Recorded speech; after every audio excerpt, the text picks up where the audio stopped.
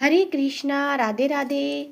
ओम नमः शिवाय। हमारे चैनल भक्ति स्टेटस में आपका बहुत बहुत स्वागत है। आप सभी का दिन शुभ और मंगलमय हो। भोलेनाथ जी की कृपा आप सभी पर बनी रहे। आज आप सुनिए फाल्गुन मास महात्म्यम का 17वां अध्याय है। श्री व्यास जी धर्मराज युधिष्ठिर से कहते हैं, जो लोग राम राम राम इस पर मंत्र का उच्चारण करते हैं, खाते पीते सोते चलते और बैठते समय इन मंत्र का उच्चारण करता है, वो हमेशा सुखी रहता है।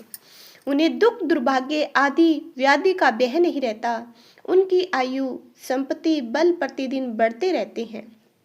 राम का नाम लेने से मनुष्य भयंकर पाप से छूट जाता है। वह नरक में नहीं पड़ता और अक्षय गति को प्राप्त होता है। इस प्रकार श्री राम जी ने तीर्थ उद्धार का सब कार्य पूरा करके ब्राह्मणों की परिक्रमा करके उन्हें प्रणाम किया और उन्हें गायें घोड़े भैंस तथा रथ आदि बहुत से दान देकर वे सेना सहित लौट आए। क्रमश अयोध्या नगरी में आकर उन्होंने दीर्घ काल तक राज्य किया। तब धर्मराज युधिष्ठिर ने पूछा, हे मुनि, कलयुग प्राप्त होने पर संसार में कैसा व्यय होता है? तो व्यास जी कहने लगे, राजन, कलयुग में लोग असत्यवादी और असाधु पुरुषों की निंदा करने वाले होंगे। वे सभी लुटेरों के कर्म करने वाले पितर भक्त से दूर होंगे। अपने ही गोत्र की स्त्रियों से रमन करने वाले और चपलता के चिंतन में तत्पर होंगे। सब एक दूसरे के विरोधी, ब्राह्मण द्वेषी, शरणागतों का वध करने वाले होंगे।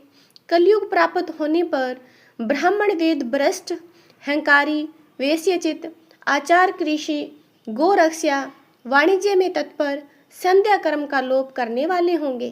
शांति काल में सूरता की डिंग मारने वाले भय प्राप्त होने पर अंत्यत दीन होंगे। श्राद्ध और तर्पण से दूर रहेंगे। असुरों के समान आचार करने वाले विष्णु भक्ति से रहित होंगे। दूसरों के धन हड़पने की इच्छा वाले शुद्धखोर होंगे। ब्राह्मण बिना नहे भोजन कर लेंगे। क्षत्रिय युद्ध का नाम लेकर दूर भागेंगे। कलयुग में सब लोग दुष्ट वृत्ति वाले मलिन होंगे। मंदिरा पिएंगे। जो यज्ञ के अधिकारी नहीं हैं, ऐसे लोगों से भी यज्ञ करवाएंगे। स्त्रियां पति से द्वेष करने वाली तथा पुत्र पिता से वैर रखने वाली होंगे। कलयुग के एक सुधर मनुष्य बाह्य से शत्रुता रखेंगे। ब्राह्मण धन संग्रह में तत्पर होकर गाय का दूध, दही और घी बेचेंगे। कली काल में गायें प्राय दूध नहीं देती। वृक्षों में कभी फल नहीं लगते। लोग कन्या बेचने वाले होंगे। कलयुग के ब्राह्मण वेद बेचने वाले होंगे। स्त्रियां 11 वर्ष की आयु में ही गर्भ धारण करेगी। प्राय लोग एकादशी के उपवास से रहित होंगे। तीर्थ सेवन में ब्राह्मणों की प्रवृत्ति नहीं होगी। ब्राह्मण अधिक खाने वाले, अधिक सोने वाले होंगे। सब लोग कुटिल वृत्ति से जीविका चलाने वाले तथा वेदों की निंदा में तत्पर होंगे। सन्यासियों की निंदा करेंगे और परस्पर एक दूसरे को छलने वाले होंगे। कलयुग में छुआछूत के दोष को नहीं मानेंगे। क्षत्रिय लोग राज्य से वंचित होंगे और मलिन राजा होंगे। प्राय सब विश्वासघाती, गुरुद्रोही, मित्रद्रोही, शिशोधर प्रायण होंगे। हे महाराज, कलयुग आने पर चारों वर्ण के लोग एक हो जाएंगे। यह मेरा वचन झूठा नहीं होगा।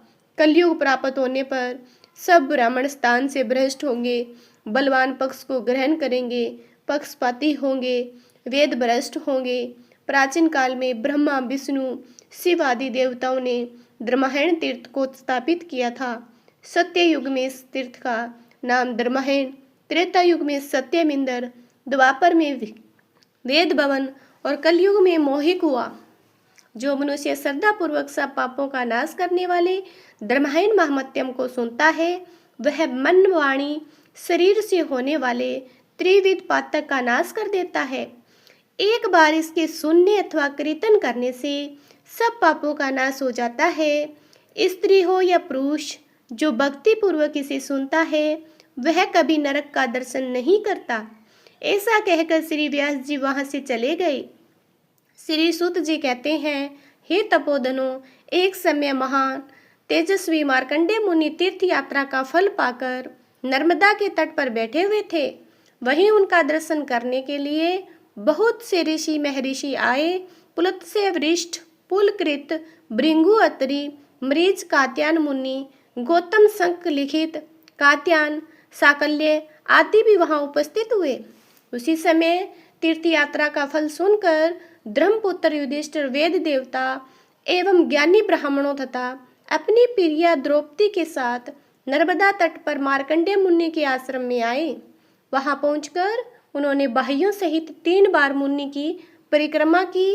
उन्होंने साष्टांग प्रणाम करके बैठ गए।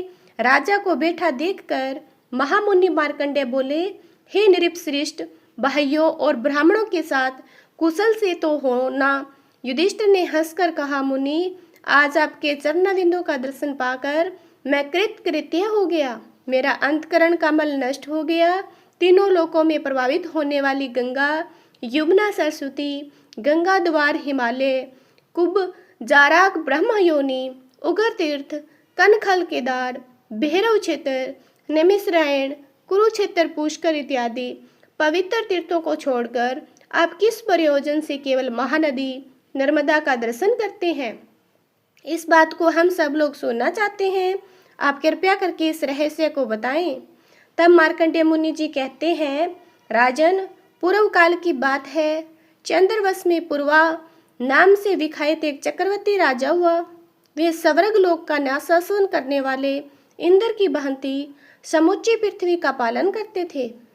एक समय राज्यसभा में उन नृपश्रेष्ठ ने बड़े बूढ़े ब्राह्मणों से पूछा कि पाप मोहित मनुष्य किस उपाय से यज्ञ आदि कर्मों के बिना ही स्वर्ग लोक को प्राप्त हुए, यह बताइए। तब ब्राह्मणों ने कहा, महाराज, नर्मदा नदी संपूर्ण लोकों को पवित्र करने वाली है। वे संपूर्ण विश्व का पाप हरने में समर्थ है। उन्हें स्वर्ग लोक से आप इस पृथ्वी पर उतारें। अपने मन को वश में रखने वाले उन ब्राह्मणों का यह वचन सुनकर राजा पुरुवा ने कदमूल, फल, शाक, जल का आहार करके निर्मल अंतकरण से महादेव जी की आराधना की। तब महादेव जी ने प्रसन्न होकर कहा, बेटा, वर मांगो, मैं तुम्हें तुम्हारी इच्छा के अनुसार वस्तु प्रदान करूंगा। तब पुरवा बोले, महादेव, आप समस्त लोगों के हित के लिए नर्मदा नदी को पृथ्वी पर उतारिए। आज लाख योजन का विशाल जम्बू द्वीप निराधार हो गया है। ना देवता तृप्त होते, ना पितर और ना ही मनुष्यों को ही तृप्ति हो रही। महादेव जी ने कहा, राजन, तुम तो अचाय वस्तु की याचना करते हो। ऐसा वर तो देवताओं के लिए भी दुर्लभ है। नर्मदा को छोड़कर दूसरा जो कुछ भी वर मांगो वह मैं दूंगा। तब पुरवा बोले, महादेव, मैं प्राण जाने पर भी दूसरा वर नहीं मांगूंगा। राजा का यह निश्चय जानकर उग्र तपस्या द्वारा उनके किए हुए साधन को देखकर महादेव जी ने नर्मदा को आज्ञा दी, हे सुशेश्वरी, तुम पृथ्वी पर उतरो और पुरवा की तपस्या के फल से मृत्यु लोक के हित का साधन करो। तब नर्मदा ने कहा, महेश्वर, मैं बिना किसी आधार के स्वर्ग लोक से पृथ्वी पर कैसे जाऊंगी? नर्मदा की यह बात सुनकर देवादिदेव महादेव जी ने 8 पर्वतों को बुलाया और उन सब से पूछा कि तुम में से नर्मदा नदी को धारण करने में कौन समर्थ है? तब विंध्यागिरी ने कहा, सुरसेश्वर, आपके प्रसाद से मेरा पुत्र नर्मदा को धारण करने में समर्थ है। उसका नाम पर्यक है। इसके बाद महादेव जी की आज्ञा मिलने पर्यक ने कहा, महेश्वर, आपके प्रसाद से मैं नर्मदा नदी को धारण करूंगा। फिर नर्मदा देवी प्रत्येक गिरी के शिखर पर स्थित होकर उतरी। इधर पृथ्वी पर पहले ही अकाल था। अब नर्मदा की अपार जल राशि जो वेग पूर्वक भ्रमण कर रही थी, उससे भयंकर प्रलय मच गया।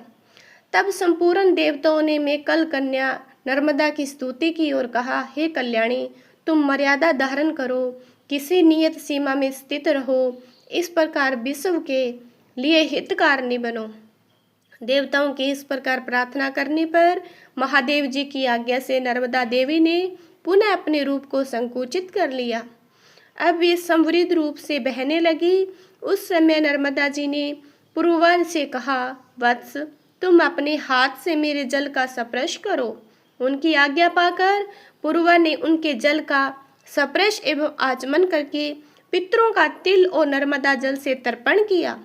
उस जल से तर्पण करने पर राजा के समस्त पितर उस परम पद को प्राप्त हो गए जो देवताओं के लिए भी दुर्लभ है।